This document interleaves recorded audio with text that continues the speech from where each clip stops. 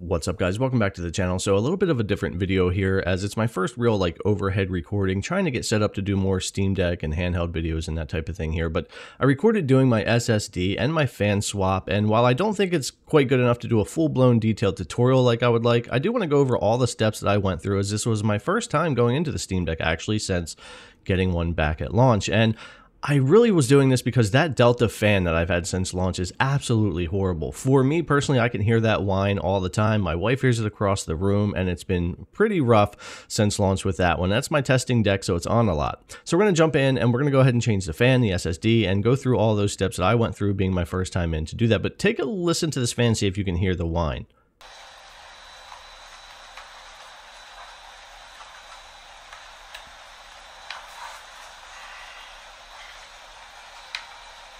Now, I don't have better footage, unfortunately, before with the Delta fan. That was the only video I could find, but I can hear it in there. Hopefully you could turn it up and hear it, but it's something that needed done since launch. I can hear it across the room, in the living room, even with the TV on. It's really high-pitched whine, and with the new fan from iFixit, that's going to take care of everything. Now, I also did the SSD here from Subbrand, so I got the 1 terabyte. I got this on sale for $159 on Amazon, and then the fan, of course, was $25 from iFixit.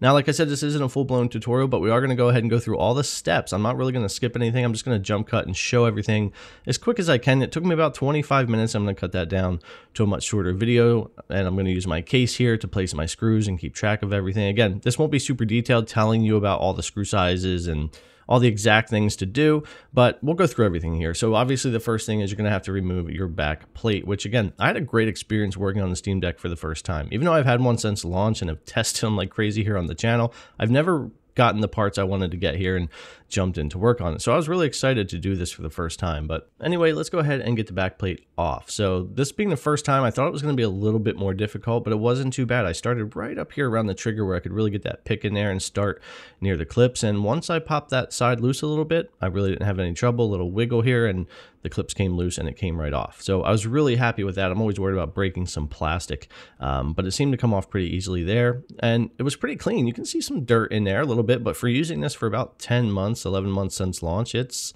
definitely not too bad. So clean that up a little bit before we put it back on there. Now, the first thing we're going to want to do once we get in here now is get that heat shield off over here. So we're going to peel back this piece of tape carefully. It's a fairly thick piece of foil tape that you're going to want to put back over there.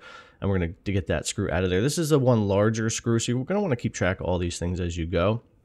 I'm just going to use my mat and my case to put things, but you got a larger screw here, and then over on the left, you got 2 smaller screws. So pop those out, and we'll be able to get that shield off of there once we do that. Now, it's kind of stuck sometimes. I had like some thermal pads under it and that are stuck to it.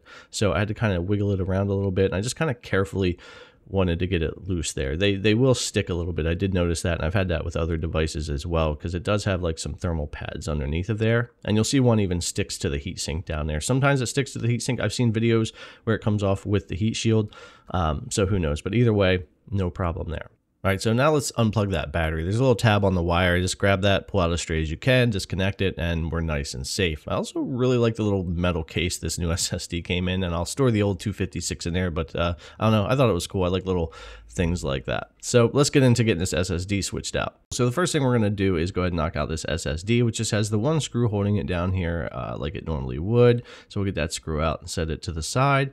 I'm going to pull up on the SSD just a little bit of an angle, and it'll pop right out of there. Again, no problems at all with this stuff coming off. Now, this does have a little heat wrap, a little heat shield around it. You can buy these on iFixit for like $4 if you want to have an extra one, but I was able to slide that off and slide it right back on to the new SSD and didn't have to undo the sticky or anything. Went right back on. But if you're going to order a fan anyway, maybe, or do an SSD, maybe just go ahead and get an extra one just in case. But I didn't have any problems, so put the SSD in, put the screw in, and that part's already done. So I was surprised, only a few minutes in for me, and the SSD was already installed, ready to go. But we got to go a little farther, because the real reason we're in here, the biggest reason, is this Delta fan up here. So we're going to go ahead and start this sticker loose, which is attached to the heatsink pipe up here and the fan. So once you start getting that loose, so you don't tear it, you might want to grab it with something like your finger or something a little better. Then hold down the fan and that thermal pipe, because if you don't, the stickers tends to pull up on them. That's what I discovered when I was there. It could really pull up on your heatsink if you're not careful. That's just something I found out my first time in here. Now, we got the little fan fan wire under here, which is pretty small and brittle, so I didn't put any pressure. I just put the little hooks of my tweezers under the tabs and gently pulled up, so I didn't have to squeeze or put any pressure or risk slipping off and hurting any wires.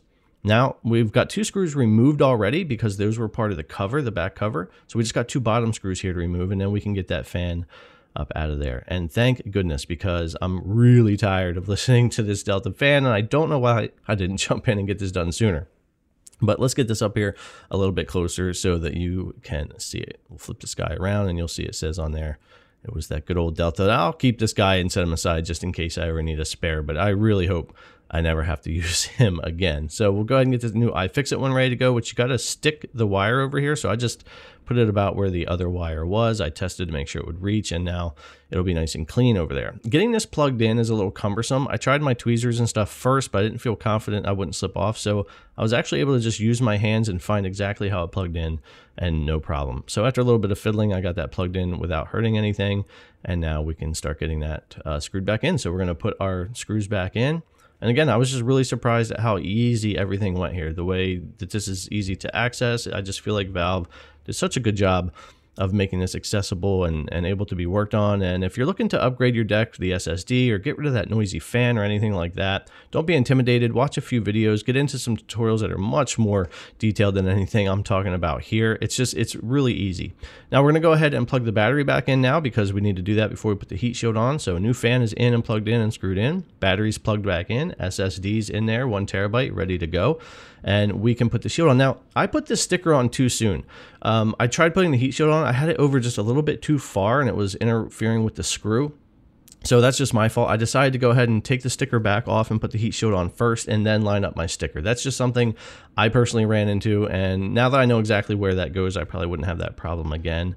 But I just thought I would mention that. I'd do the heat shield first and then line up your sticker. It just seems to be a little bit easier, or at least it was for me. And this is pretty much going to be our final step as far as the internals go. We've got our new SSD in there. I've got my new fan in there, which is going to be nice and quiet.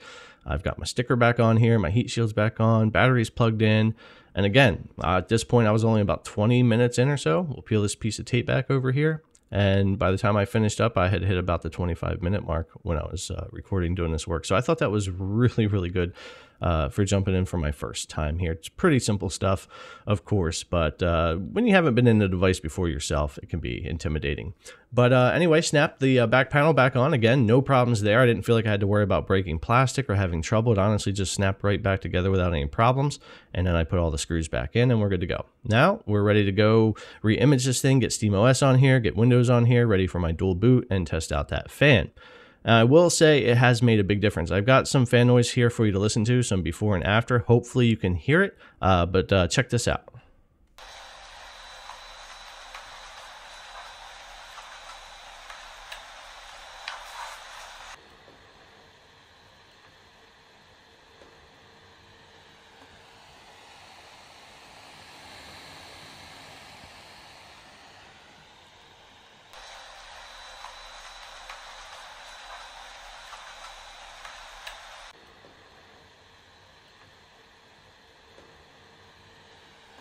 Now, I realize there's some different background noise there, and it could be hard for some of you to hear depending on what speakers you're using and how loud you have the video, but I can hear the whine in the before and not in the after. And I can tell you in person here, it is a huge difference having this new fan in there. It's so quiet. I'm enjoying this deck so much now. I'm totally set up with 1 terabyte dual boot for the channel here for testing with SteamOS and Windows. I've got the new fan in there, so that's nice and quiet. I'm not getting annoyed all the time while this thing is running, and for me it's made a huge difference on what I would call quality of life when it comes to using my Steam Deck. And if you're battling with that whine, it's giving you problems, don't be intimidated to go ahead and get yourself a fan from iFixit and take care of that problem. It can be really annoying. But anyways, guys, I wanted to go over everything here. I know it was a little bit of a different kind of video. Hopefully you found it somewhat interesting to watch. As always, thanks a lot for coming to check it out, and I'll see you guys in the next one.